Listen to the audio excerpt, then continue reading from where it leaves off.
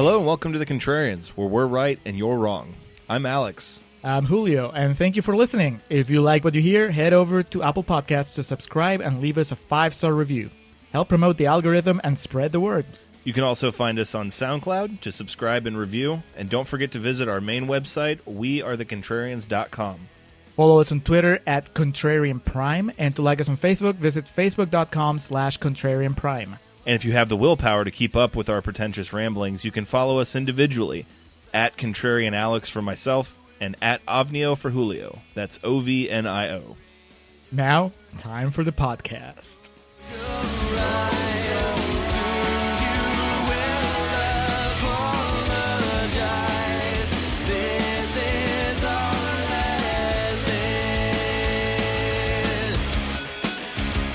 All right, we are recording for Contrarians Corner.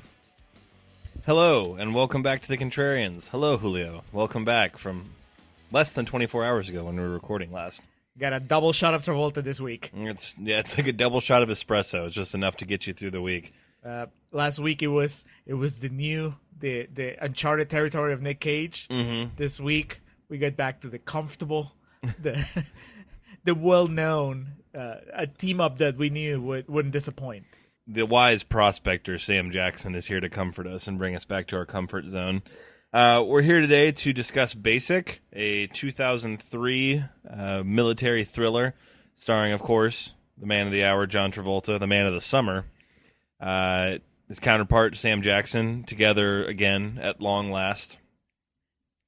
We've had so many reunions already in the summer of Travolta, yes. Right? We had Bruce Willis a few episodes ago, even if it was only in audio form. Is that it? Yes, I was going to say, we'll have more reunions to come. Worry not. Yes. I think it feels like... Kirstie Alley was Sandra in Grease. I think Rizzo. It's just... We reunite with Travolta every episode. I think that's really... It's like a high school reunion every time we record. Yep. His age keeps changing wildly. But we're here to discuss Basic. 21% on Rotten Tomatoes. Not one of Travolta's higher rated films, but my heart's still racing. And, I feel like I just survived a hurricane. Yes, I just survived a hurricane in the jungle. In the jungles of Panama. Director John McTiernan, he likes his jungles. I kept thinking Predator. Mm-hmm. The concrete jungle in exactly. Die Hard and Last Action Hero. You know what? I am not an asshole. John Travolta and his other black buddy in Battlefield Earth and Phenomenon. Forrest Whitaker. Yes. 2 shots of Travolta just fuck with your head. They do. Yeah, we did have those, and then this movie just took us for a whirl. Kelly Preston only been in one. She's only appeared in Battlefield Earth so far. Yes. Okay. Yes. She will show up again before the summer of Travolta is over because... Much like Uma Thurman will show up again. Yes. Well, Kelly Preston is in... Spoiler alert. It is like a very recent development. She's in Gotti. So I hear. So... She plays John Gotti. Yes. Okay, so let's get to the matter at hand here. Basic, 21% on Rotten Tomatoes. Critics didn't care too much for this one. What were they saying? Lots of mean things, starting with Nell Minow from Common Sense Media, who says... Are you Nell from the movie Nell? She just mimed her review. Basically bad and sorry attempt at a thriller. She started with the puns. I was going to say that I doubt that's going to be the last. Greg Mackey from the Star Democrat and Easton MD. Fake news. Basic is one of those rare movies without even a single redeeming quality. Damn. Ian Waldron Mangani, a UK critic, says the final parts of this movie are the kind that you'd swear were slapped on by the studio until you realize the whole story must have been built around them. Oz, just Oz, from efilmcritic.com says, Pay no attention to the man. Pay no attention to the Travolta. Everyone involved just watched their stock price drop 79%. Hey, Taye Diggs is ready to take over the world, motherfucker. David Sterrett from Christian Science Monitor says Vanderbilt's screenplay ought to be court-martialed. Mike McGranahan from Aisle Seat says, it really doesn't matter what you think you know about Basic because the movie doesn't provide any answer to the most important question. Why? John Beefus from Commercial Appeal, Memphis, Tennessee, says a more accurate title would be convoluted, incoherent, or dishonest. Took it personally there. He did. And finally, David Nusser from Real Film Reviews says, the interesting thing about Basic is that it contains one of Travolta's best performances since Pulp Fiction, but the film itself isn't anywhere close to this level. That was like a 50-50. That was like a glass half full type of thing. Yeah, but do you agree? I mean, well, I guess this is more real talk than let's table this for real talk. We'll save that. Because, there was a good decade's worth of film in between the two. So we'll start off here at Contrarians Corner, of course, the portion of the podcast where we take the tomato meter. We take the tomato meter score. We take either that green splotch or shiny red tomato and flip it over. For this, we have the 21% for Basic, meaning it is rotten. So we will make a case for its value and why it's good. We're gonna make it fresh. We're gonna make it sound fresher than Will Smith, regardless of how we really feel about it. All right, so Basic is the story of a training exercise in Panama with live ammunition that goes awry. That's putting it mildly. Yes. At its core, this is what it's about. And even that, we might not be sure. This is correct. We're immediately introduced. Sam Jackson literally welcomes us to the film just by yelling instructions to his team of military agents that are going out, and there's a fucking hurricane going on. But they're in a chopper. They're in a chopper that's being driven by wings. Shit goes haywire in this training exercise. The beginning shot here, what do we see here in the beginning? Because I was it happens so fast, and I'm trying to... Alex, I have the benefit of having seen this movie twice now. You have the privilege. Yes. And the benefit, because, I understand the first time I watched this movie, when it was over, I had to pick myself up and just kind of like rebuild my brain. Mm-hmm. Because this might be the most complex movie we've tackled in the show so far. And it's basically every frame is full of clues and misdirection, and even from the beginning when you see a helicopter flying through this storm and you hear Sam Jackson's voice, but yet the first person you see is Giovanni Ribisi. You know you're in for something. This movie is not fucking around. That's what you call subtext. The meaning behind the meaning. So what we see is a bunch of soldiers. Mm-hmm. Is that what you call them? Mm-hmm. Marines? They're not Marines, right? I don't even know if they established them. Rangers. Travolta used to be a Ranger. Army Rangers. Okay, yes. So you see a group of Rangers under the leadership of Sam Jackson performing this crazy exercise, jumping into the jungle in the middle of this storm. Mm-hmm. And we don't know why, but we're about to find out why as the movie develops. Yes. Next thing we see is two of the Rangers, one carrying the other that's injured. Mm-hmm. And we see... Was this Dunbar? Brian Van Holt? Van Holt, yeah. Yes. The guy that I said, can you look that guy up because he's amazing. I don't know him from anything else. He's carrying Giovanni Ribisi, who's being injured. They're the ones that make it out. Right. Yeah. And somebody's shooting at them. Correct, and we don't know who at this point. Right, but Van Holt shoots back, kills his attacker, and this is being watched by, I guess, another helicopter that's been looking for them. So we can assume that. And the helicopter that's watching this has Colonel Styles, Tim Daly in it. Tim Daly from Wings. Yes, we called him Wings from there on. I love it. Ranger Mueller is who is killed in self-defense by Brian Van Holt. Dunbar. Poor man's Michael Rappaport. Kinda. He reminded me of someone. Kinda. He's playing. I like Michael Rappaport, but he is playing a racist redneck. Mm-hmm. And that's kind of like the Michael Rappaport type. This is fair.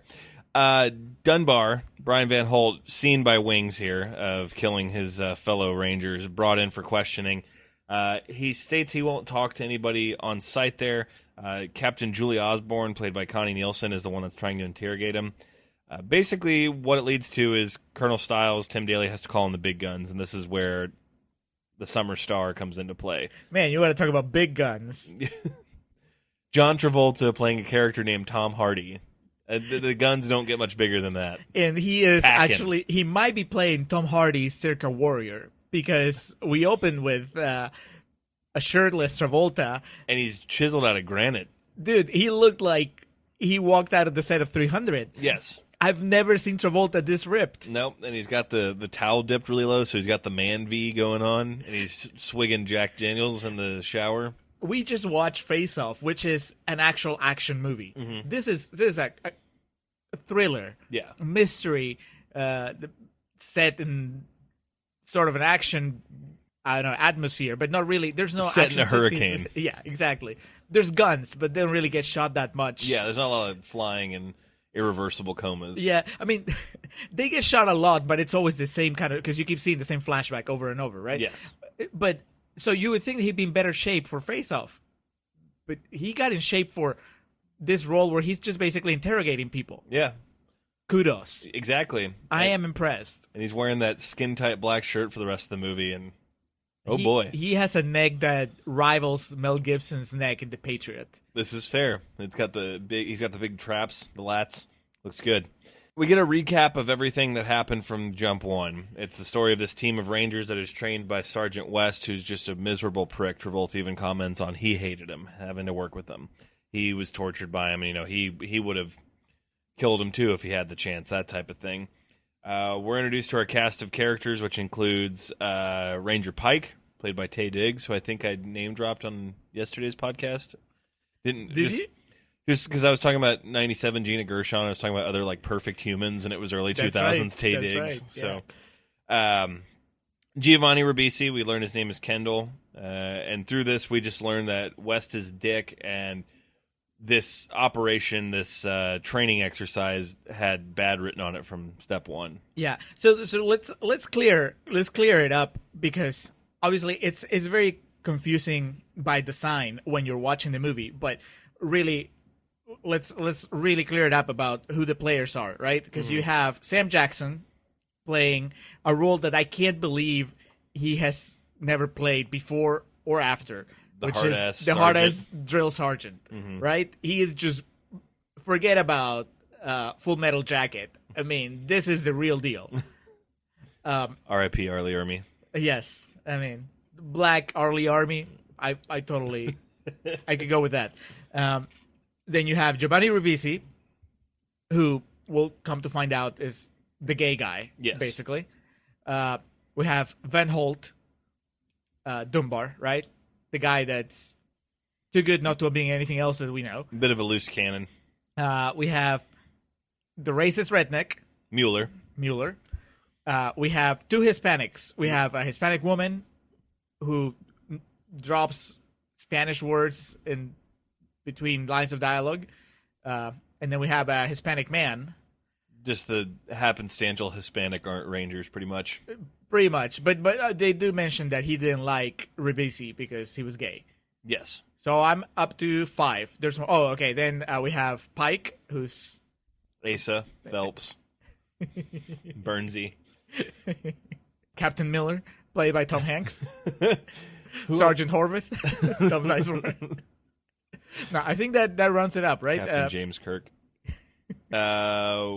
I believe so. Because when they split in 3 groups. This movie's 99 minutes long, and it's fucking just going 150 miles an hour. So right. Excuse us if we missed some things here and there. But I think it's just 6 Rangers and the captain. Yes. And then it's up to Travolta and the audience to figure out what happened. At this point, we're just brought up to the training exercise. Giovanni Ribisi, the Kendall character, is in the ER.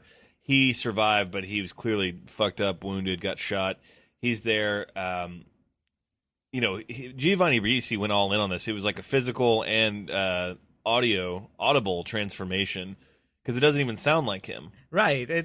I think that I wrote my note is, there's no better Giovanni Ribisi than the fucked up Giovanni Ribisi. Mm-hmm. He is bleeding and just has all sorts of tubes inserted in him as he's lying on this bed. And he's very pale. Yeah. He looks like he has jaundice. He's rambling on. He can't answer Travolta's questions. Mm-hmm. Travolta keeps having to basically bring him back to square one. Yeah, he keeps digressing. And Connie Nielsen is just watching from the sidelines, waiting to pounce.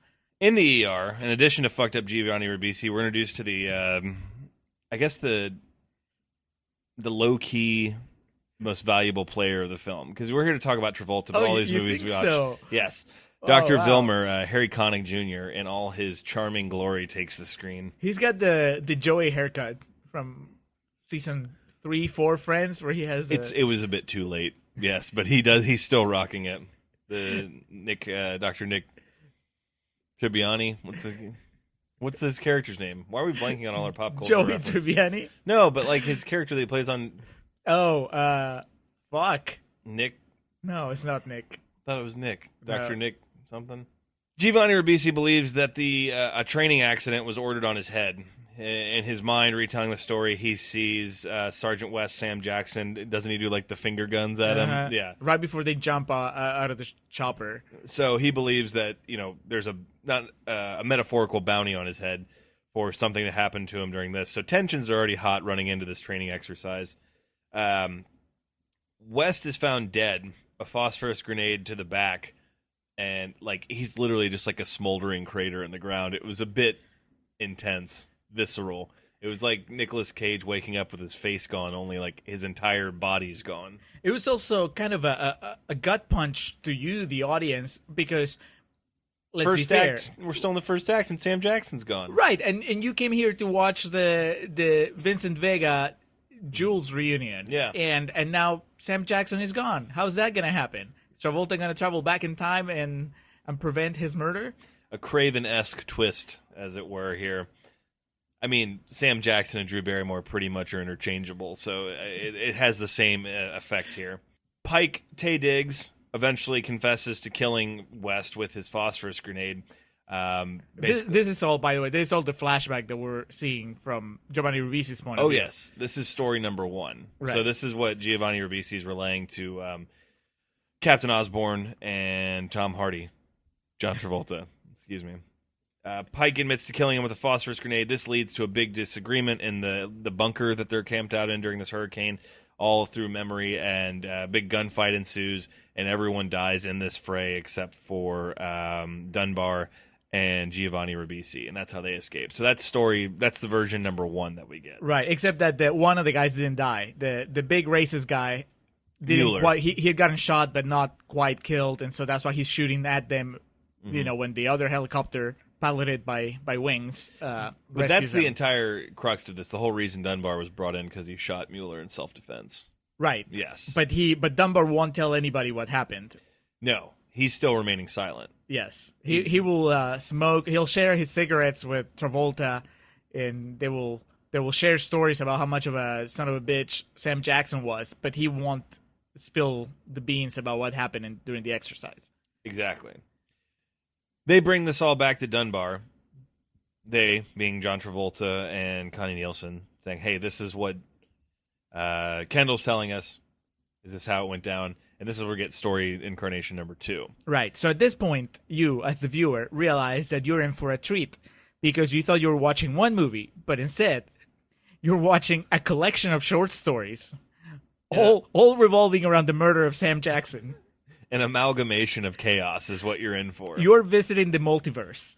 You're about to revisit Sam Jackson's murder with different iterations of it, different murderers and different victims. Mm-hmm. But in all of them, most of them, Sam Jackson is always dead. It's like a Christmas Carol, only it's 3 ghosts of Christmas present, but with different presents. Right.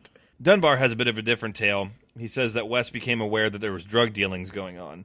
2 of them were dealing. It was racist guy Mueller and the happenstantial Hispanic man Castro, I believe his name was. Because of course. So West, understandably so, is angry about this, and Travolta points out, drug dealing in the military, that's a 20-year sentence at least. So West becomes infuriated by this and confronts the whole crew about what's going on. Mueller ends up killing him, and then they try to pin it on poor Taye Diggs. Right, yeah, because Taye Diggs shows up after everything has happened, and he's like, he has no idea what's going on. They're all starting to piece together their alibi, like, in front of poor Taye Diggs, and he's like, I don't understand what's happening. like Magneto in the beginning of the first X-Men when he's torn away from his parents. So they begin formulating their alibi. Mueller says, it was Pike that did it. And then they basically just citizens arrest him and tie him up. And I think Tay Diggs, bless his heart, still has no idea what's going on. But in this story, Dunbar tells Mueller killed West because he became aware of these drug dealings that were going on, and they're going to pin it on Pike. Right. You see, and in this story, he didn't get killed by the grenade. Yes. The grenade distracted him, and then Mueller shot him in the back. Yeah.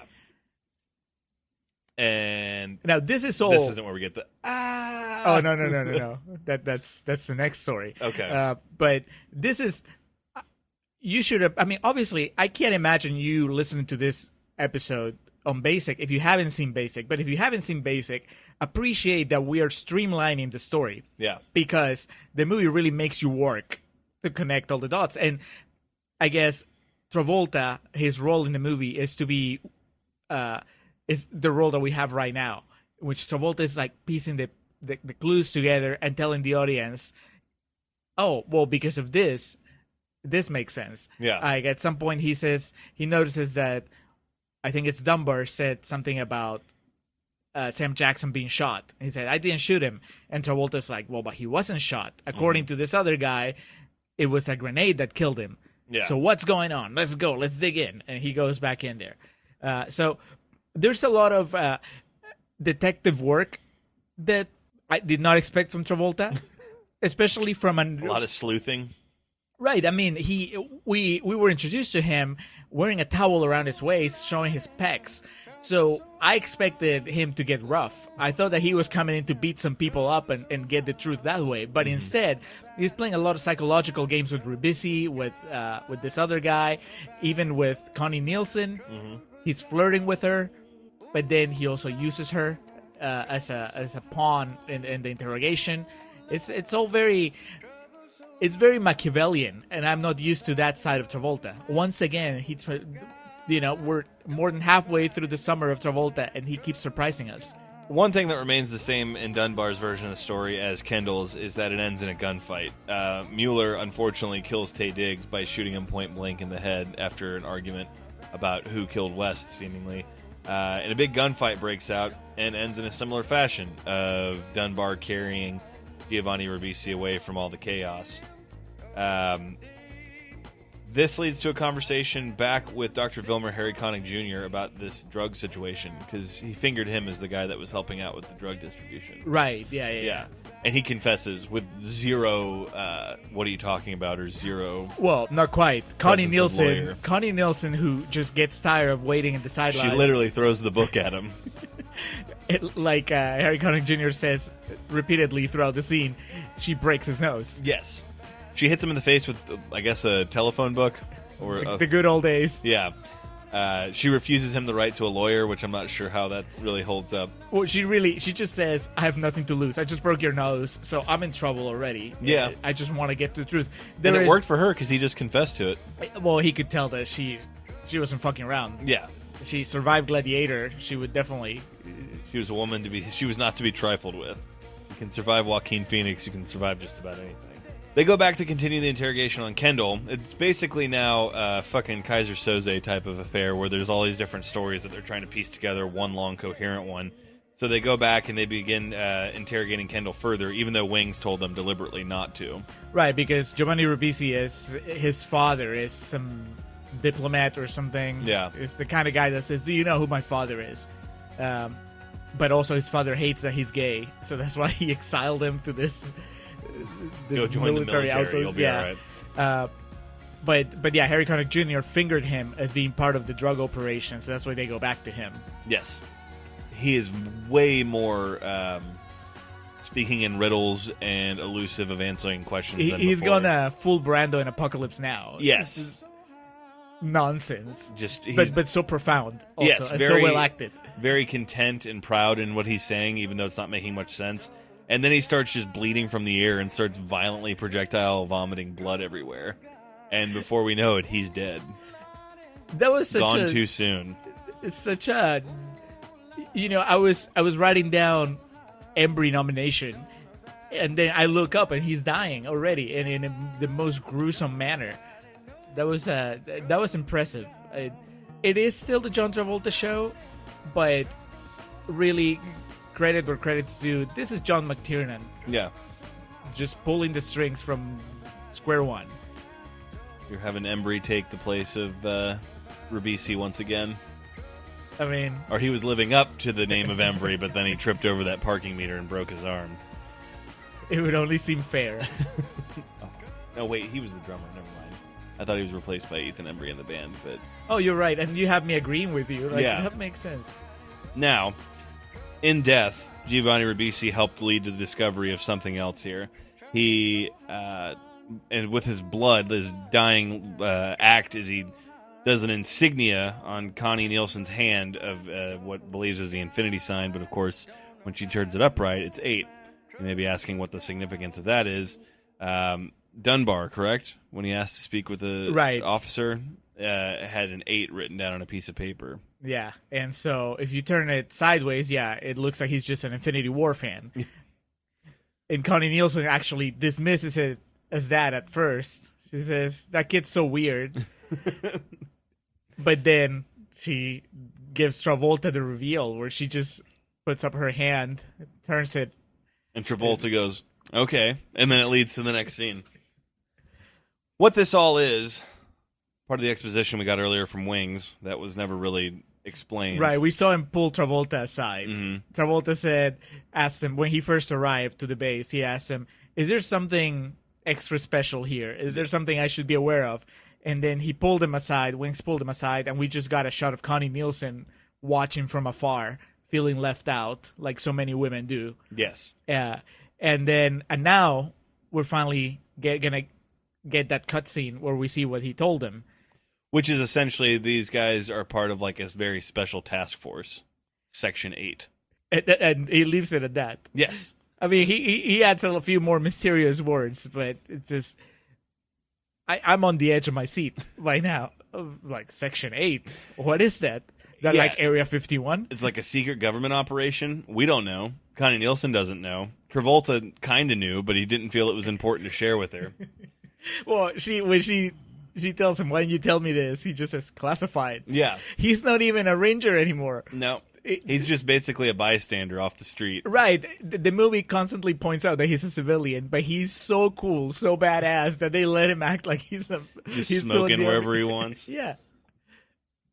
So then we get this like weird fuck fight where they start she like throws him on the ground and then she goes to kick him and he like grabs her leg and holds her like ballerina position style and then they almost kiss, but Yeah. then she pulls a gun on him, showing him that she's not that kind of girl. natural born killers-esque. She does not kiss on the first fight. She does not.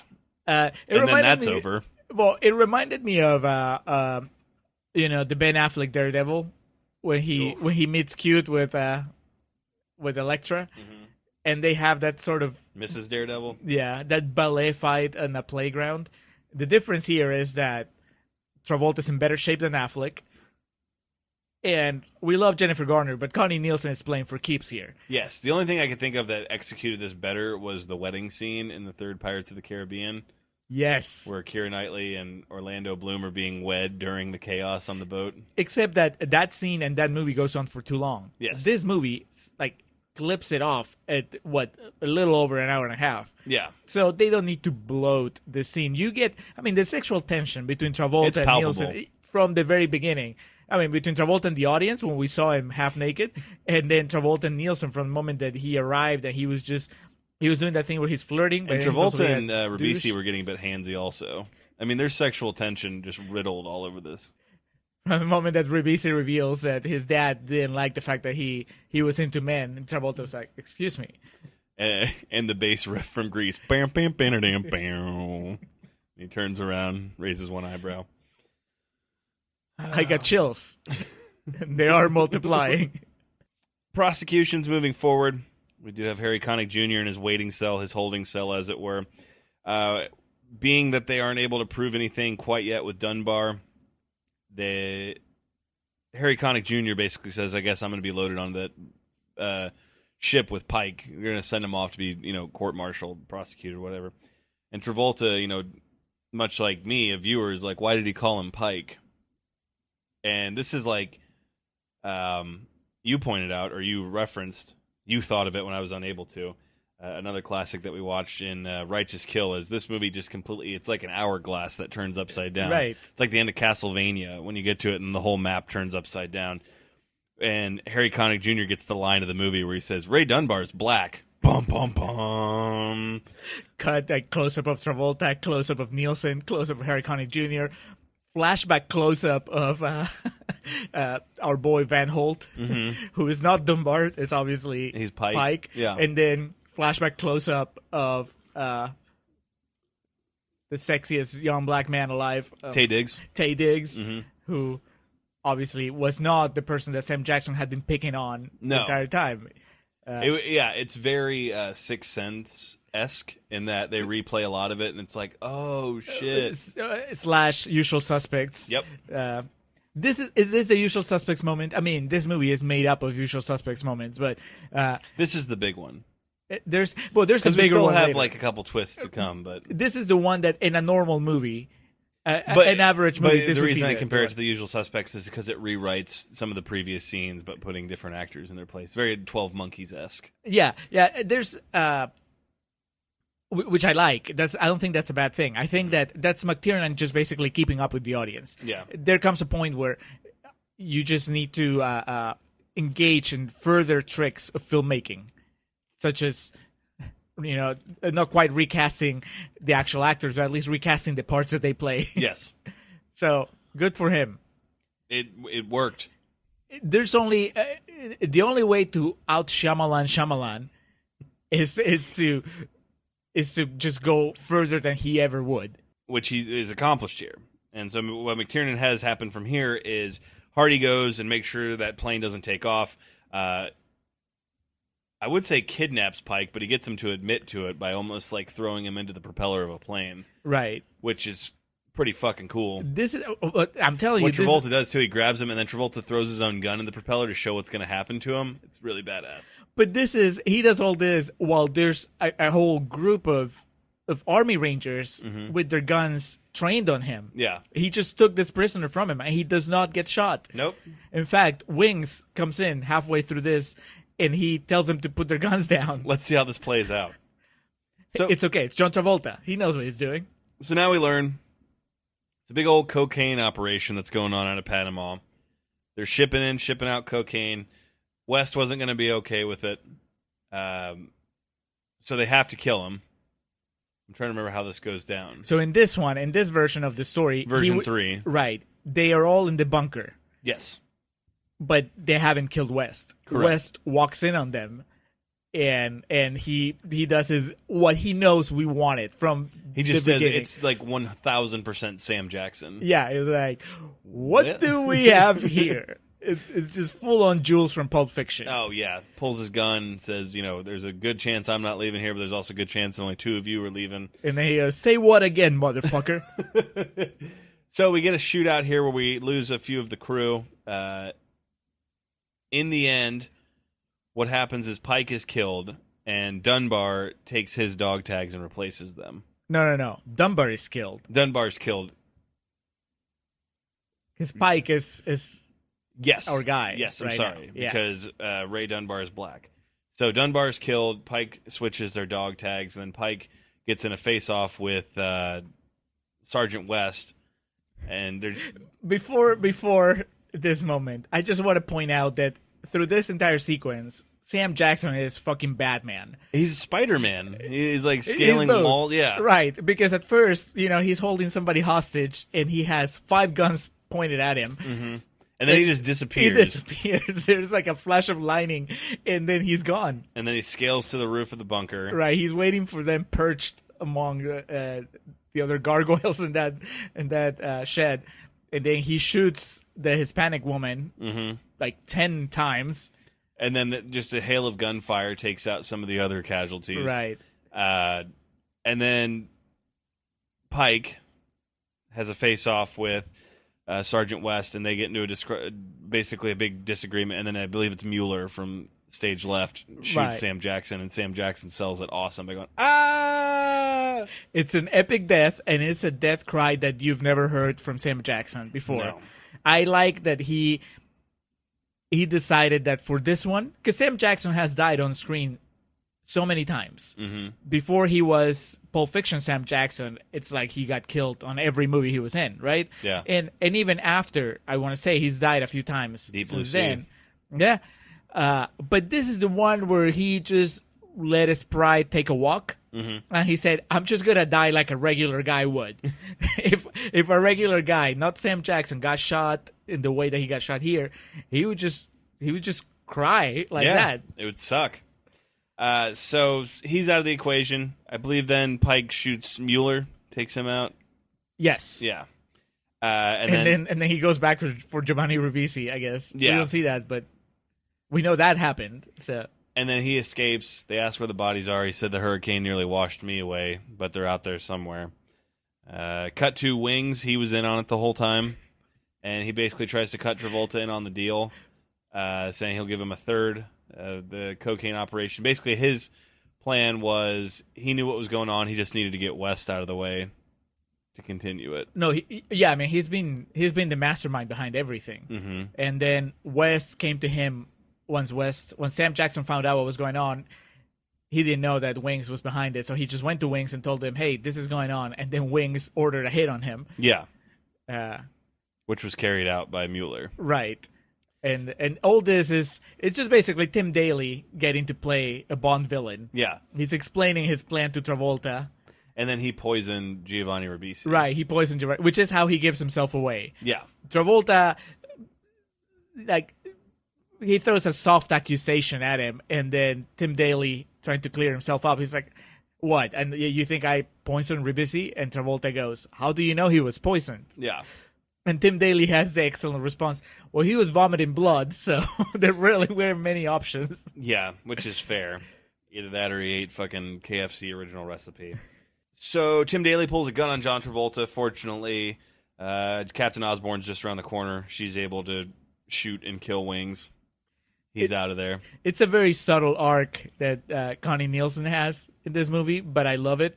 Because, of course, 99% of this movie is just buff men arguing with each other, shooting at each other. Just even the one woman in the Ranger group, she's also really loud and obnoxious and whatever. Connie Nielsen is a consummate professional, and this movie slowly drives her nuts. And you can see proof of it when she hits that guy, when she hits Harry Connick Jr. With the phone book. And then later on, when she has the dance-off with Travolta. Judo tosses him. And now here, where she could have intervened before it got this bad. Yeah. But she waited until it was justified for her to kill Tim Daly. Coming full circle. She's not a girl, not yet a woman. In fact, that song starts playing after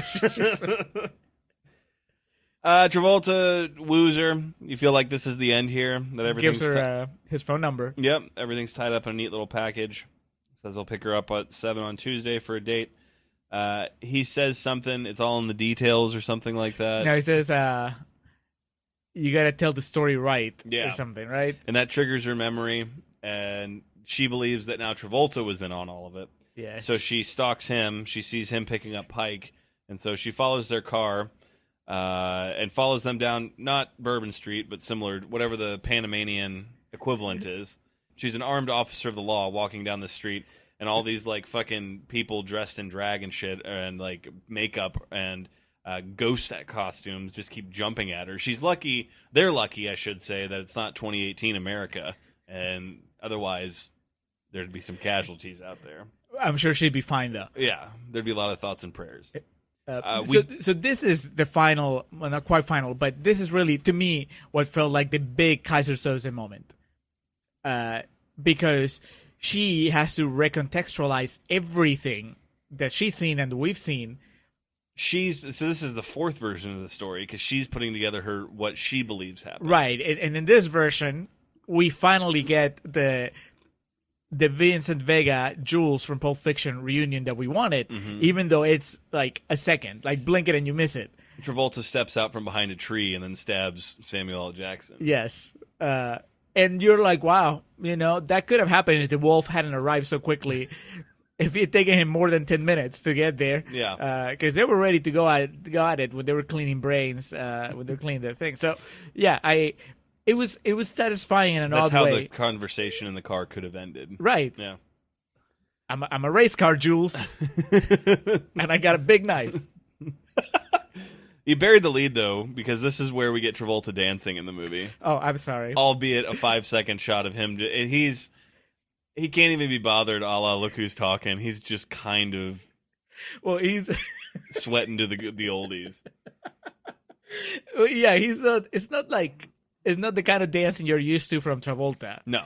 It's just kind of sloppy, drunk Latino dancing, which is he's not quite it's like salsa. Really lazy salsa. Yeah, exactly. Not quite salsa. Jay Pritchett salsa. She follows them to this club they walk into that has an 8-ball hanging above it. So we go back to the Section 8, the number 8, the ubiquitous number 8 in this film, as it were. She follows them down to the basement of this fucking restaurant or something. They're all there. Everyone from the crew, Taye Diggs, everyone. Everyone you thought was dead. Exactly. Is there. It's almost like she just found a door to heaven. Of good actor heaven. And they're all in on it. They did it to get Wings, Kendall, and Mueller. And Travolta's been in on it the whole time. The Coke operation. They're an elite squad. Right. Sam Jackson is there. I was about to say there's 7 until the 8th steps out from the shadows. And it's like heaven because he's wearing all white, too. And yeah. His facial hair is perfectly coiffed. He has a mustache that he didn't have in the flashbacks. No. Proving once again that nothing is reliable when it comes to the testimonies that they gave. And this comes full circle because in Pulp Fiction they're eating breakfast and here they're eating dinner. Yeah. So, they pull up a chair and we'll sit with Vincent and Jules. Slightly regrettable that the people cooking were the Hispanics. Mm-hmm. Did you notice that? It was just like, because Travolta, they are not all there at once. At first it's just Travolta and, I guess, Spike. And Connie Nielsen shows up and points a gun at Travolta, and she's like, who are those people over there? And, oh, they're just my colleagues that are preparing dinner. And then they step out, and they're like Castro and like the other girl. And they offer her a job in their Super 8 squad force. And we find out that Travolta's their colonel. And then he winks. At the camera, not even at her. And the movie's over. And then directed by John McTiernan. There's a wipe, and McTiernan shows up. It's like, gotcha. I did not direct this. M. Night, come over. It is exhausting in a good way. In the way that like an all-nighter of sex is exhausting. Where you're like, I don't know that I could do that again anytime soon. But you're physically and mentally satisfied at the end of it. Right. You're like, that was a good workout. And I will tell people about this. I can imagine it was this much fun for us. How much more fun it must have been for them reading the script, not even knowing, because I have some faces to put to the names. I know that to me it's a lot easier. I don't have to think they're trying to figure out who killed West. I have to think who killed Sam Jackson. Mm-hmm. That makes the plot a lot simpler. When I can create these little shortcuts where I'm thinking, oh yeah, the racist guy and Giovanni Ribisi and Wings. But if you're reading the script and it's just like these names, you have no attachment to them. No. So kudos to them for making sense of it. For putting a face to it. Yeah. Giving it an identity. Yeah, that was good.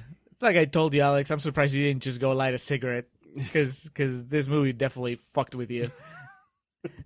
It definitely fucked me, that's for sure.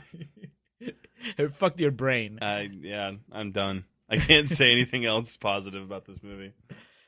All right. We'll do real talk. Yes, let's move this along. Did it ever weigh on your conscience, or did you just not think about it? Oh, we're running out of time! Tick-tock, tick-tock, tick-tock.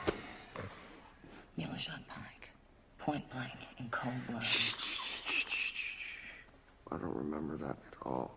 Don't get me wrong. Mueller was perfectly capable of murder. You know, he was the type of guy that you felt uncomfortable going to sleep around.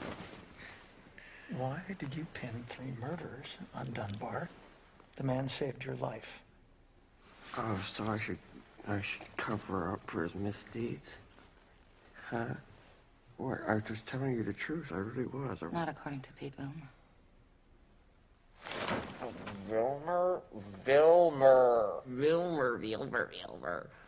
Vilmer. Is that what you think you have on me?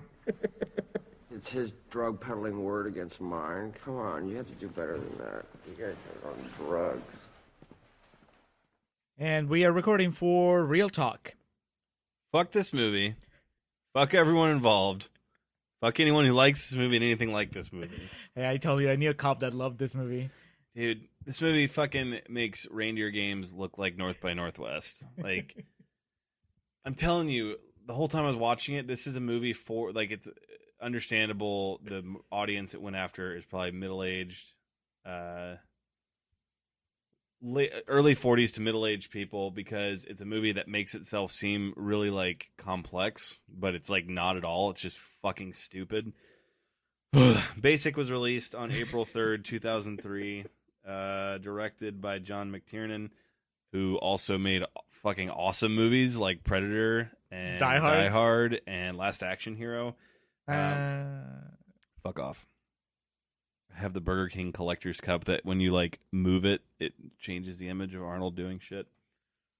It goes from him making a bad movie to him making a good movie. Budget of $50 million.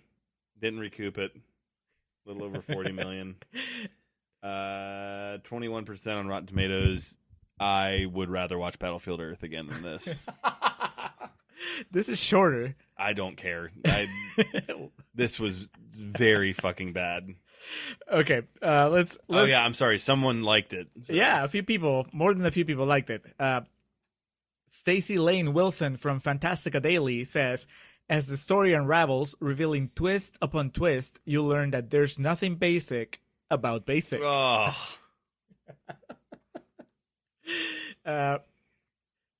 Kamal the Diva Larsul from from Three Black Chicks Review says, that's Brandon Curtis's website. She says, there's nothing basic about this multi-layered story that has more twists and turns than a Coney Island roller coaster. That's not necessarily a good thing. No. Too many twists is a real thing. I know we joke about M. Night Shyamalan a lot, but like his whole career, his success is based off one twist. Right. Usually one is all you need. You just need to pull it off correctly. That's right. Well, Tom Siebert from Orlando Weekly says, a crackling good popcorn movie with perhaps one too many twists and a pretzel of a plot. One. He was hungry. 2 food analogies. Then Peter Howell from the Toronto Star. Travolta is a vital presence that constantly holds our attention, even when the script is threatening to lose it. I mean, I thought Travolta was good. We'll get into it. Speaking of Travolta, Vic Vogler from Denver Post. John Travolta is having fun, a lot of it, and that may be all the reason you need to wedge Basic into your post-Oscars film schedule. Oh my. Jeffrey M. Anderson from Combustible Celluloid says Travolta gets good mileage out of playing a swaggering hero with degenerate bravado tendencies. Can any other major movie star get away with such low behavior? I didn't think he was particularly reprehensible in this one. No. I mean, he kind of, the way he flirts with Connie Nielsen is kind of weird, but Prairie Miller from Long Island Press says, best described as a military noir, Basic reunites John Travolta and Samuel L. Jackson in a kind of Pulp Fiction with rain and fatigues, plus a chaser of Rashomon on the side. I do love, though, how, like, I think everything we've done, there's been, in one of the positive reviews, at least one comparison to Pulp Fiction. Yep. Like, everything that's been made after it. And then, finally, Dan Marcucci and Nancy Serugi from Broomfield Enterprise say Travolta was finally cool again. What? Finally. This was the one that did the trick. So, I mean, it is the summer of Travolta. Yes. Let's tackle the Travolta factor first, just because there was that quote from a reviewer in Contrarians Corner that said that this was his best performance since Pulp Fiction. What have we done that was released since Pulp Fiction? I mean, this is Face Off. He's better in Face Off. Right, I agree. But I don't think this is a bad performance. I think he might be the best thing in the movie. He could be great. I just don't give a shit. Like it's just lost in the shuffle. It's one of those things that I was done with the movie like fairly quickly into it. And as you can see, my notes greatly dwindle when they bring the whole cocaine thing into it. And I think you saw me throw my hands up, just like, what the fuck? So, yes, I had never seen this before. I never even heard of it until you mapped out the Summer of Travolta. Understandably so now.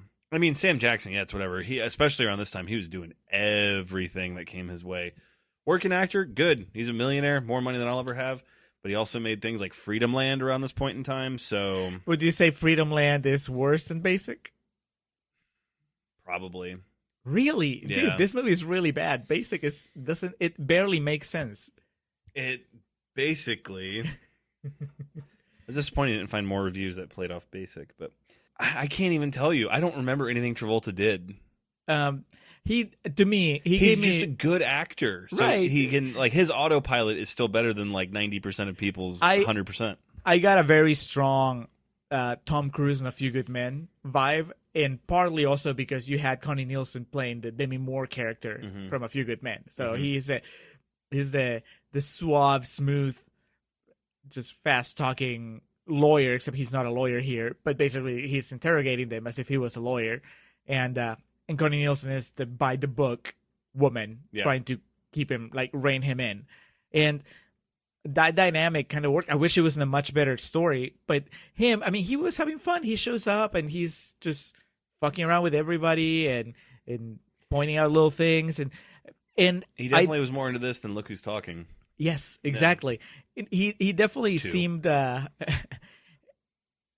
he seemed like an interesting character that I would like to follow, just not in this movie.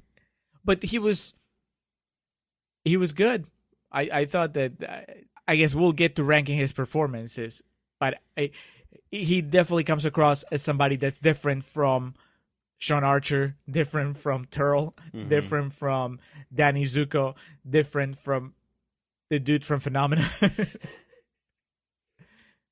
And this is even Robert Duvall's adopted son. Even the most impressive, considering that he's actually playing a real person here. Yeah, it's his very own take on Tom Hardy. It's a biopic. It's a biopic. Now, I mean, real props to him though for his physique. You and me were both like genuinely like, holy shit. Do you think they CGI'd that? There's no way that they had the budget to just. No. I mean, the one scene where he doesn't have a shirt on. I think he probably just worked for 6 months, and then like after that was just hoagies and cigarettes. See, there's hope.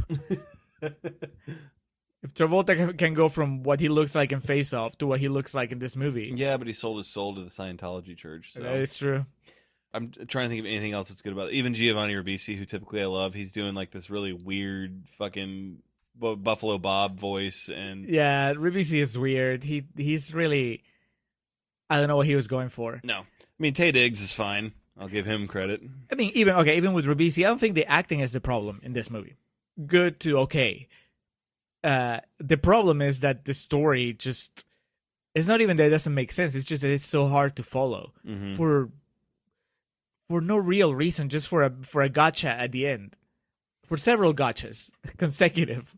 Yeah, and that's the thing. When you stop and think about it, it is convoluted. But then, like, when we were talking about getting lost in the first portion of this... Oh, by the way, this is Real Talk, where we talk about how we really feel about the movie. We didn't introduce it coming into it. That's true. I mean, it is called Real Talk. Yeah. But, yeah. But, like, when we were in the first part where we were trying to, like, go through the plot, it is convoluted, but only for the sake of convolution. Like, there's no fucking... It doesn't help it, doesn't make it better. Now, that's a really interesting premise, the whole idea of someone retelling a story from several different angles. I mean, I'm a sucker for Vantage Point. Yeah. One of my favorite, if not the favorite episode of King of the Hill that ever aired was called A Firefighting We Will Go. It's from season 3.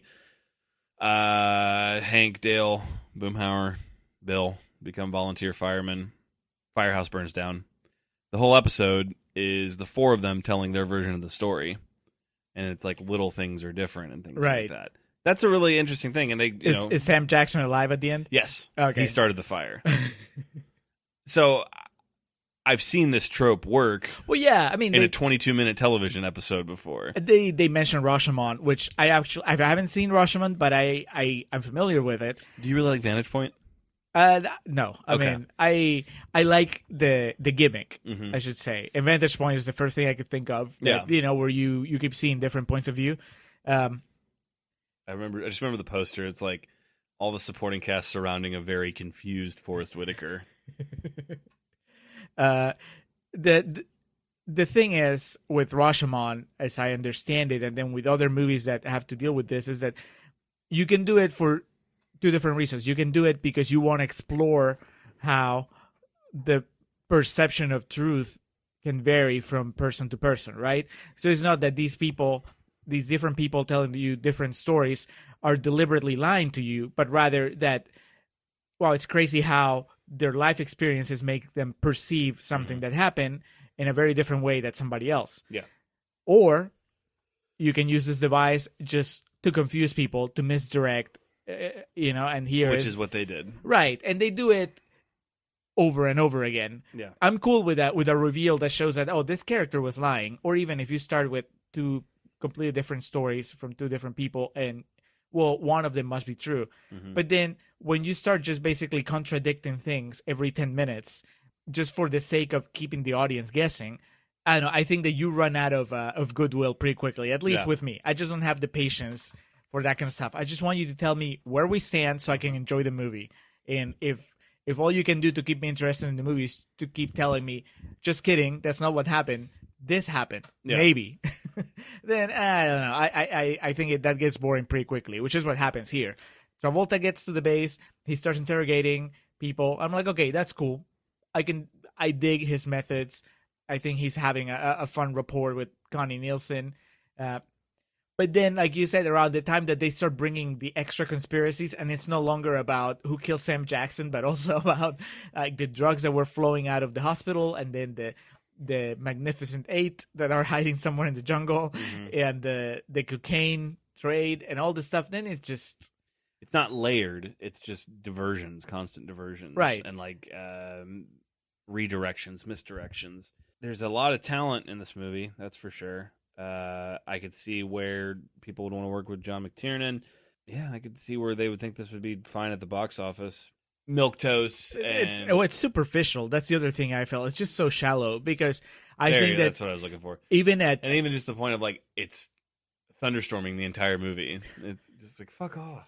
oh yeah, I'll come back to that because I had issues with McTiernan's direction, but I think that it's shallow just in the sense that I think every movie we've done in the summer of Travolta had something to say about something. Right? And this movie doesn't say anything other than, haha, gotcha. Drugs are bad. No, because they only make No. a lot of money off of them. Some men must sacrifice everything in the pursuit of the If truth. you're gay, you're gonna get poisoned by the guy from Wings. That's what this movie says. Yeah, it's I don't know. Yeah, shallow. It's that nails it there. And then I just hate the way that it was shot. The all the flashbacks with the rain and the thunder, and I just want to be able to see what the fuck's going on. No shit. It's dark and like constant cuts and like everything's blurry And you don't have an all-star cast where, oh, I just need to hear their voices and I know who's who.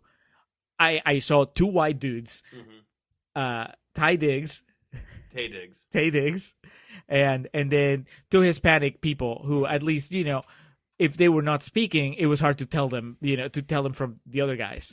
Yeah. Even though one of them was a woman. And then Giovanni Ribisi doing his best to fit in and not stick out with his fucking weird voice that he's doing. I don't know what he was going for, but Yeah. And then promotionally, do you think do you feel like it was a bait and switch that you say this movie stars Yes. Sam Jackson and John Travolta, and everybody sits back and gets ready to enjoy what they did, but during not a Pulp good Fiction? bait and switch. It's just Right. like they're on screen together for 2 minutes, 3 minutes tops, and like their only interaction interpersonally is like this theoretical killing that didn't actually happen. Well, and then Gotcha. they bust each other's balls Mhm. for 30 seconds at the very end. Yeah, I don't know. I started reading the trivia on IMDb, but there wasn't really anything that stuck out to me. But I don't know if it was always intended to be this way or if like scheduling conflicts. But yeah, it's a massive fucking disservice to your audience, and not to say that it's never been done in movies before. You know what I mean? But Originally, it was going to be Dennis Hopper got top billing in Texas Chainsaw 2, and he's in that movie for fucking 7 minutes. The original cast was Sylvester Stallone and Arnold Schwarzenegger. That should just be our story for every Travolta movie moving forward. I thought I was gonna have like more to say about it, but like, It's just anger. yeah, it sucks.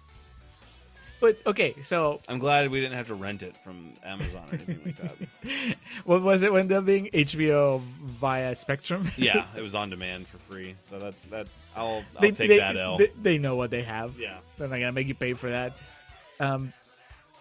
So I mean, one good thing. What, Travolta's performance? Yeah, I guess now that I'm thinking about it more, Travolta was good. It's just I was so checked out of the movie that I thought Harry Connick Jr. was fine. That hair, dude. That was kind of weird. Is it Ray Romori? Oh, that's Ray Romano. Drake Romori. Yeah, something like that. Okay, there you go. But yeah, he's got that hairdo, and I always remember. I think we were in Chicago. My family and I were on vacation, like 2003, 2004, and we ordered a pizza to the hotel room, and the box was Joey. It was like advertising because you remember he got his own spinoff. Yes. Yeah, Oh, so the box had the Joey spinoff on it? yeah, like it was the like picture? a big advertise. The box was like advertising material for it. I thought you said the box was like packed with care by Joey. Oh or something. no! It was the box was like an advertising material for the spin-off show Joey, and I don't know why I always think that when I think of Matt LeBlanc because I can just remember young Alex just looking down at a very smiling, gleaming, cardboard faded. This is gonna be a good pizza. Yeah, get the fuck out of the way, Matt LeBlanc. I want to eat pizza. Yeah, Travolta. I mean, Sam Jackson as drill sergeant makes just perfect sense. Kind of wasted. Yeah, you know, like there's plenty of opportunity there.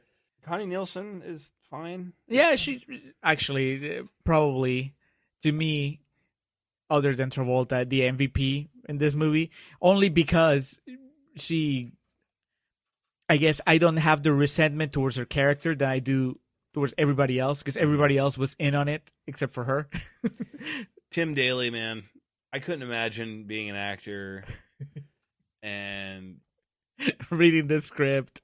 just that whole thing of like, okay, we want you to be this really straight-laced, no nonsense, by the books. And he's like, okay, then- I can do that. I And know how then to in the do last this. scene, you have to act like a maniacal bad guy. And then you're Including, going to pull a gun out, and then it's going to go 3 zoom-ins on the gun. but they keep cutting in that final scene. They keep cutting to close up of his mouth. Yeah. Him and Travolta keep laughing, and it's- Yeah, there's no flow to the cinematography or like presentation at all. And like the worst part of that is every flashback is directed differently and like looks, and not in a way of like, oh, this is what that person sees. It's just like the cameras are in different positions. it's like and this was there's- the second unit, this was the third unit. Yeah. And the walkie-talkies had broken down so they can like communicate. And one of them, they had to have the actor who played Castro just, take the helm. So in this version, you're gonna get killed right away, so you can direct the rest of the scene. Yeah, this is the worst we've watched so far in the summer of Travolta. Dude, this is. I mean, that's a pretty heavy statement. I think that you need to let it marinate. And Battlefield Earth is longer. I'll give you that. This was just, it made me mad though. this is more disappointing. I guess to be fair, to me, a movie that's so bad that I laugh at it or just kind of like am like left gobsmacked at its terribleness, I'll take that any day of the week over a movie that makes me mad. Right, but what I mean is The reason I've never rewatched Rob Zombie's second Halloween. you didn't know what to expect with this one.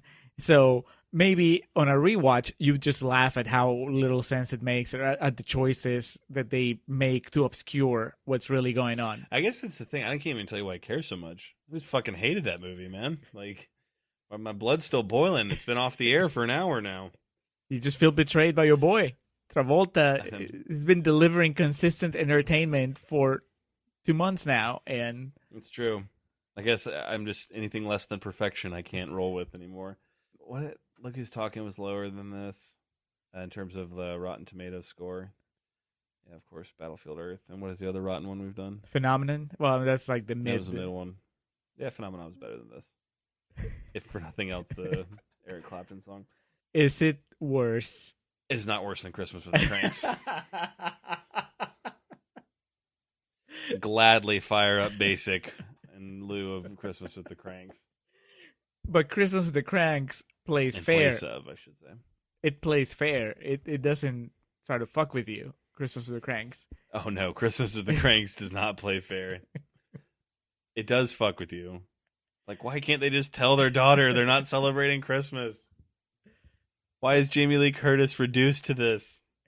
Okay, so a final exercise before we're done with this movie. Was there an easier way of telling this story, a more satisfying way of telling this story, like doing just this? You'd have to take your time. It would have to be a longer movie. You would have to come up with different motives outside of just, oh, it was drug smuggling. It's the bat, like shit like that. It's just like, I'm sure at its core, and you'd say this about almost any really bad movie. They meant well. Yeah, and the execution's what fucked it up. I think at its core, there's a good movie here. A germ of an idea, I should say. I wonder if there was like that heart that I feel it's missing. I wonder if that was there in its inception, and then it got lost as they got more focused on the misdirection and the deception of it all. You know what movie kind of tinkers with story and past and present that is much better than this is the A-Team. I'm not just saying that to plug it. But you're dead serious as you say this. Yes, because that movie does a perfect job of intermingling like what possibly could happen, what did happen, this person's version of the story, all the different outlets. The A-Team movie that we watched? Yeah. When? Like all through it, when they're like devising their plans, and then when they're thinking, like learning about what things that happened in the past, shit like that. Oh yeah, I guess there's a little bit of that. Yeah, it's just so obviously that's not the entire crux of that movie. There's just points in the movie that execute that really well. With this, I don't know. I mean, with this crew, I just felt like this was fucked from day one, type of thing.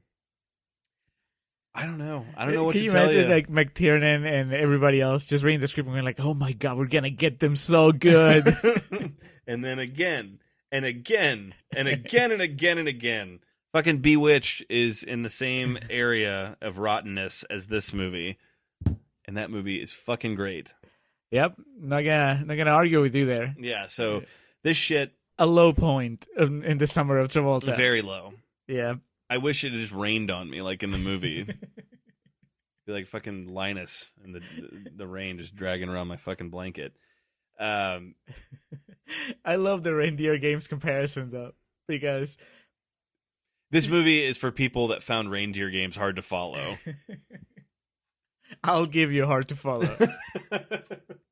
There you go. Reindeer Games is a stupid fucking movie where you can have all these stupid twists and turns and still be entertaining. I mean, to be fair, you have crazy Gary Sinise in that, so Charlize Theron nude for a good portion of the film, and that was also when she was young and bright-eyed and like Travolta butt. No, sorry, Affleck butt. Affleck butt. I was about to say we have yet to be blessed with Travolta butt here on the summer of Travolta. Yeah, I mean, if you're gonna be stupid, embrace it. That's probably what drove me nuts about this more than anything. Is it did not embrace its stupidity. It more or less just still tried to present itself as like we're a serious movie.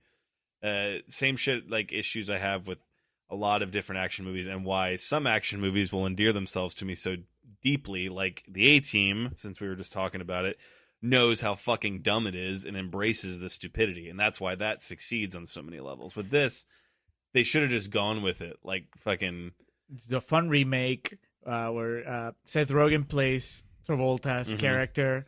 James Franco plays Danny McBride plays the Sam Jackson role. Taye Diggs reprises his role yes. and plays Taye Diggs. James Franco is the doctor. Well, where does Josh Gad fit in this equation? Josh Gad would be Wings, the man behind it all. Say when.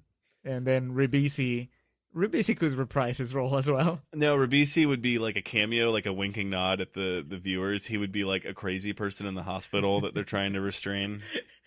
But then he shows up at the end when they're all having dinner. He was also part of it. He was cooking. He's cooking. They call him Colonel, and then he winks at the camera, and it's over. Oh, man. It's just tale as old as time, these action movies that can't find their groove. I think more than any other genre, there's probably like a far bigger amount of bad action movies than any other film genre. Just because, one, clunkiness, two, not embracing, what you're going for, and three, not enough Harry Connick Jr. This movie could have very much benefited from more Harry Connick Jr. Man, that's really going to drive me. As soon as we stop recording, I'm going to look up Joey Tribbiani's doctor's name. I told you, Drake Ramore. Is that it? I'm pretty sure I that's thought you were it. just making shit up. I thought it was Nick something. No, it's Drake Ramore. Oh, you were just humoring me? No, that's really... Yes. I'm pretty sure that's it. I do that a lot. All right, Julio thinks he's right. Let's drop it and move on. And then I'll check after this time you said it out loud. And then I'll tweet to Chaz and be like, hey, did you hear what Julio said? He didn't know Travolta was a pilot. I'm out. I'm like, I've shot my... You're angry, Wad. Yeah. I think, to add insult to injury, I think James Vanderbilt directed Zodiac, which we mentioned in the last episode. Directed? Or it's a Fincher. Okay. He wrote it. And I am pulling it right now. He's a pretty well-known writer. Oh, well. Okay. So he wrote Zodiac, but he also wrote Amazing Spider-Man 1 and 2. So... Those are the recent ones. Yes. Okay. Those are the ones that suck. Amazing Spider-Man 1 has that awesome montage. I'm sure that Vanderbilt didn't write that. He just... To our faithful listeners, one of my all-time favorite venting sessions I ever got from Julio was him talking shit about the first Amazing Spider-Man. And who's the gentleman that plays the lizard in that? Fuck. That guy, he's British. Yeah. You referred to it as the arm orgasm. Right, when Yeah. his arm is growing back, his lizard arm is growing. And he's like panting and moaning and he's having an orgasm. I just remember arm orgasm really, really popped me, and that was great. So, next up on the Summer of Travolta, our next stop, 1970s New York City. We're back to The concrete jungle. the good stuff. The good stuff. My God, Saturday Night Fever. I haven't seen it. Ever? Ever. Motherfucker. You hadn't seen Basic. I gave you that gift. Yes, let's put those on the same level.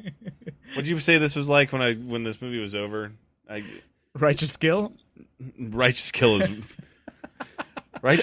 is like on the same artistic level as fucking American Beauty compared to this shit. They have the same twist. One of them, at least. Yeah, at least in Righteous Kill, all we have is one twist, and then a so uncomfortable it has to be artistic scene of a sweaty Robert De Niro pounding Carla Gugino. God. That's one of I think of that when I think of that movie. That one static shot in the hallway where all you see is like him at the end of the couch. Just, Oh, Jesus. Saturday Night Fever is fantastic. I have the soundtrack on vinyl. We can listen to it to get in the mood for it. And I also own the Blu-ray. So we're going to watch which version? The real one, the R-rated one. All right, good. Yeah. Plenty of sexual assault for you to take home. I'm old enough to take it, so... Yeah. So we'll talk about all that, the whole two versions of the film, why it was released that way. But Saturday Night Fever is what yielded John Travolta his first Oscar nomination. So there you go. I didn't know that. Yep. And man, he's such a badass in that movie. Very excited about that. Following up, Saturday Night Fever will be... We're doing Blowout, Blowout, which okay. neither of us has seen. Correct. And then we're doing Swordfish. Whew. More Travolta as a villain. Yeah. That's when Halle Berry was ready to take over the world. And that's Hugh Jackman starting to take over the world. That's right. Hugh Jackman is in that as well. Okay, so winding down here, I appreciate y'all listening to me vent. That was a movie. So It's not real talk, it's real vent. Real vent, yeah. No, it was just frustrating. It was just such a fucking mess that it just more than anything just aggravated me. So, in conclusion here, before we get to plugs, we'll start with the number one plug, which is the Festive Years. Their album, Don't Let Me Use You, they provided us 2 tracks, the opening track, Last Stand, closing track, Summer of 99. As always, greatly appreciated. And then the man behind our awesome logo, Hans Rothgieser, he can do your logo. You can just contact him. His email address is mildemonios@hotmail.com. That's MILDEMONIOS. Or you can find him on Twitter, also at mildemonios. And he also has a podcast that we always plug. It's called Nacion Combi. And it's a podcast about stuff that happens in Peru, mostly. Every now and then they'll talk about international stuff as it relates to Peru. All of it in Spanish. So if you're learning Spanish, excellent way to practice. If you're not learning Spanish, excellent motivator to learn Spanish because they sound like they're having so much fun. I didn't have a plug on the previous episode. Watch that episode of King of the Hill, A Firefighting We Will Go. That's really, I've been watching a lot of King of the Hill lately. I think I'd mentioned this on a previous episode. It's still there? Yeah. They haven't taken it down yet. The fucking warrior that uploaded. Well, what keeps happening, I notice, is I've had the page, it's on earmarked, but it seems like every other day they're changing the name of it to something else, just like Texas Cartoon and shit like that. So, yeah, King of the Hill's great. And then King of the Other Hill. Where is the hill? Tomorrow is the 20th anniversary of The Undertaker and Mick Foley's Hell in a Cell match from King of the Ring 1998. Very, very, very important. I always feel weird using the phrase art when talking about pro wrestling, but at the end of the day, that's what it is. It is what it is. That is a very, very important piece of history and art to me. I remember, not vividly, when you get vivid memories, probably like 13, 14. I don't know. Some traumatic stuff would probably play in Technicolor. Well, we're not talking about traumatic things. Yeah, I was 11 watching this, and I do remember, especially my dad's reaction. Match is fucking crazy. If I can find a link of it to plug, I'll send it. But go out of your way to find that, even if you're not a wrestling fan. It's something that, in a really weird way, when I was a little kid watching it live, it was just like, that was weird. And then growing up, especially in my late teens, it was like a big, like, I watched it repeatedly because it affected me a lot like the Ramones music did, and that, like, this working really hard for your grind and your passion despite all the setbacks that are thrown at you, things of that nature, to see what you can produce and accomplish. It's something that obviously means a lot to me. I don't think anyone's ever really talked this deep about a pro wrestling match, at least on this podcast. But yeah, I'll try to find a link. If not, it's on the award-winning WWE Network, and go out of your way to look it up. It's very easy to find, very historic match. But that's Undertaker and Mick Foley from King of the Ring 1998. 20th anniversary is tomorrow, June. What is tomorrow? The 26th? 26th, yeah. Well, this will be posted on July 15th. It's going to be tomorrow, June 28th. Excuse me. Go for it. First, I have what do you call it? Not a correction, just more like I don't know. What do you call it when you have to admit that you actually like something more than you did when you were recording the episode where you discussed this? A takesies backsies. Not quite. I'm not taking it all the way back. I just have to admit that the fucking Grease soundtrack has been stuck in my head. Because we watched the movie, and then I had to edit the episode, and in editing the episode, I had to listen to all the good things we said about it, plus listening to the music to just put in some of it along the episode, and then before you know it, I was at the gym. And I really wanted to work out to Board to Hand Jive. And I can only blame you for that. No, Alex. You can blame the crazy kids at Rydell High for that. I still think it's a 2.5 movie for me, dog. But but the soundtrack it's definitely over this crazy process, it's grown on me more than it did the past 10, 15 years. Well, good. I'm glad you brought that follow-up to the table to hear you say those things. It's only fair. So now we'll just have to get you to watch the movie a few more times to fully embrace it. This is what's crazy about it. Like, if there was if it was on TV, I wouldn't change the channel. What I did, I've rewatched the whole hand jive dance sequence, the Right. American National Bandstand, whatever. You should go back and rewatch that because like a lot of that is like just it's a series of long continuous takes. So like the choreography and like especially Jeff Conaway, he steals that. I mean Travolta in the end steals everything, but like there's this especially long, almost it feels like a 30-second shot of like this crazy choreography and him just I don't know. It's so rare you see white guys look cool, and so that movie is kind of filled with that. That's probably why I cling to it so much because we don't have many cool guys. Travolta was one of them until Gotti. no, We'll get there. he threw in the towel long before then. Okay, and then my actual plug. So, season 5 of Arrested Development. I know you haven't watched the show, Alex. Correct. Someday you might, and you'll enjoy it. It fits the Mattis rule. It's under 30 minutes. I think the first 3 seasons are universally loved, and then Netflix put out the 4th season, which was I don't know how much you know about this, but basically they got everybody back, but because everybody is now a much bigger actor than they were back then, it was really hard to get them all together to have scenes to interact as much as they did in the first 3 seasons. So what they do is in season 4 they dedicate episodes to specific characters. So you have 2 or 3 episodes that are just Jason Bateman centric, and the other characters make cameos. And then do 2 episodes based on I can't even tell you. You don't know the names of the people, but they'll do all the other characters. Michael Cera gets 2 episodes and so on.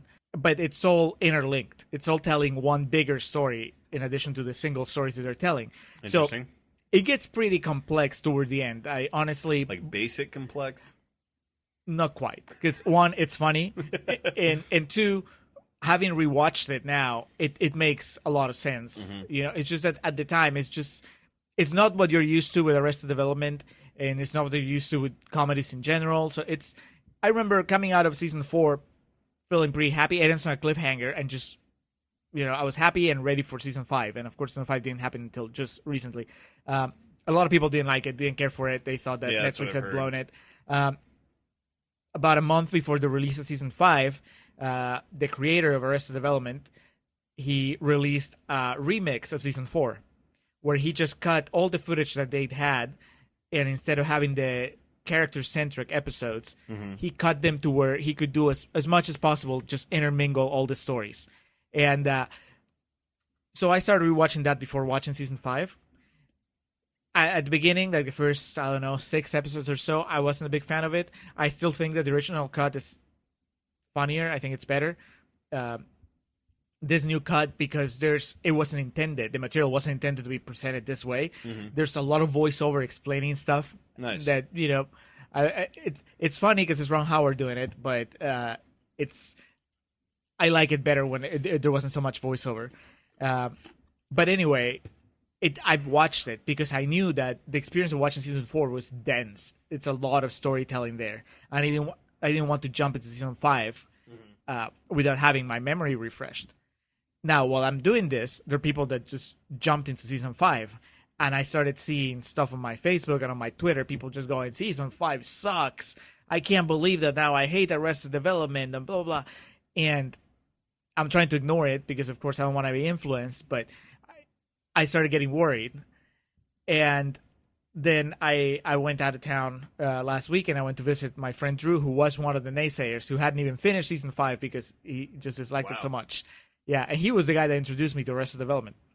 And so we watched. He's like, "Do you want to watch it just so you can check it out?" And I said, "Let's watch the last 2 episodes of season 4, and then so it's a warm up, and then we get into season 5." So we did, and we ended up watching 3 episodes of season 5 because we were just laughing so hard.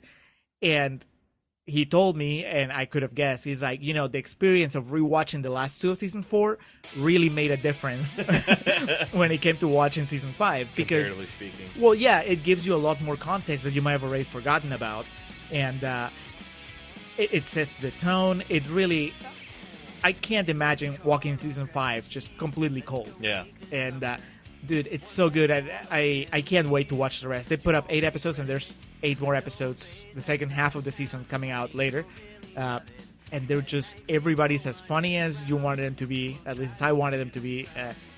Michael Cera, I was rewatching some of season 4 yesterday while I was eating, and that might be his best role. Really? George Michael in Arrested Development, that's his name, George Michael. Yeah. And he's just so funny, and of course you see him grow because he's just like a young teenager when the show starts, and now in season 5 he's a young adult, and he's still really funny. Jason Bateman, of course, he's just, if you're a Jason Bateman fan, and you are, I think we both are. Oh, yeah, you watch Ozark. Yeah, it was great. He's just fantastic. Everybody is amazing at that show. So that is my plug. Watch season 5, but before watching season 5, watch at least some of season 4. I would just rewatch the whole thing. Just to properly set your palate. Yeah, get caught up. Remember, cause there's so much going on, and it's a show that's so clever. It keeps like giving you throwbacks to stuff that happened, episodes ago. I've started. I just only got like 2 episodes into the new season of Kimmy Schmidt, and it's like exhausting. It's a lot like that 30 Rock thing of like you can watch the same episode 5 times and pick up something new each time. Yep. Yeah, it's good stuff. Good television, really. Let's not complain about complex storytelling that actually gets it right, as opposed to complex storytelling that's just complex for the sake of being complex. Yeah. Looking at you, John McTiernan. All right. Well, that was basic. Those are our plugs. We are the Contrarians. We will see you next time for Saturday Night Fever, which I'm very excited about. But in the meantime, we always appreciate your listen. Y'all take care. Remember, we're right, you're wrong. The summer of 1999, back when you blew my mind and told me secrets in the dark. I'm just fine. Things are asking, I just can't quite get by. That time in 1999, the summer of 1999, that summer of 1999, that summer of 1999, that summer of 1999. Hey guys, do you have a screenplay you need feedback on? Well, you are in luck. I, Julio, the half of the Contrarians that speaks with an accent, I'm doing official screenplay coverage now, and if you're a listener of the show, you'll get a discount. Just email wearethecontrarians@gmail.com and tell us which is your favorite episode of the podcast and why. Turnaround is about 2 weeks, and you'll get detailed notes that are even more thorough than what we do in the show, although it'll also be less funny. For more information, email wearethecontrarians@gmail.com or visit our website, wearethecontrarians.com, and click on the Julio Reads Your Scripts link. Your voice is beautiful.